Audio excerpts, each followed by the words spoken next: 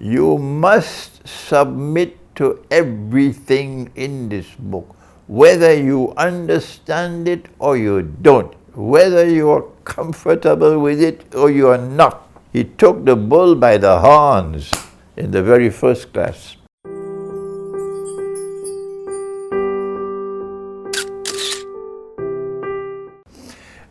So this was the beginning.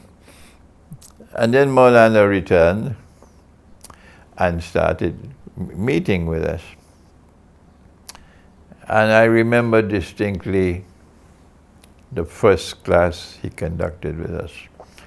It was a shock.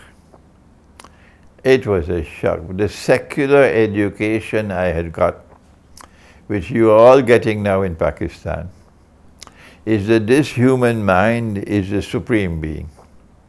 Everything else must submit to it. This is secular education.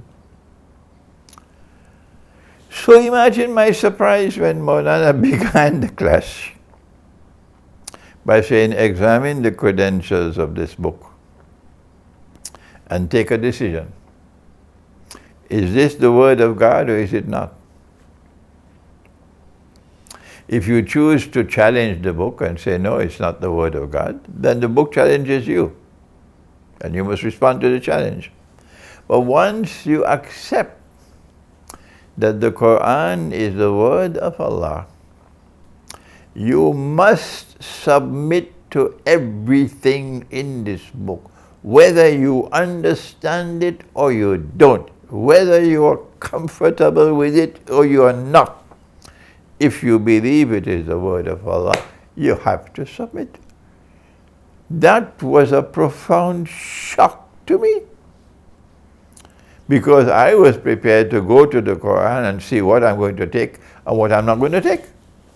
I'm going to decide. That's the education I had. This was a turning point in my life.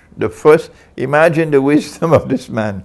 He took the bull by the horns in the very first class that he took with us.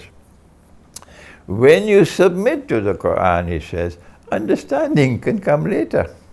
But you have submitted your mind, your rational faculty to the Quran. The Quran is the teacher, you are not the teacher. And this was a wonderful beginning to my Islamic education, really, the study of the Quran. And I remained with Maulana Ansari from 1964 until 1971.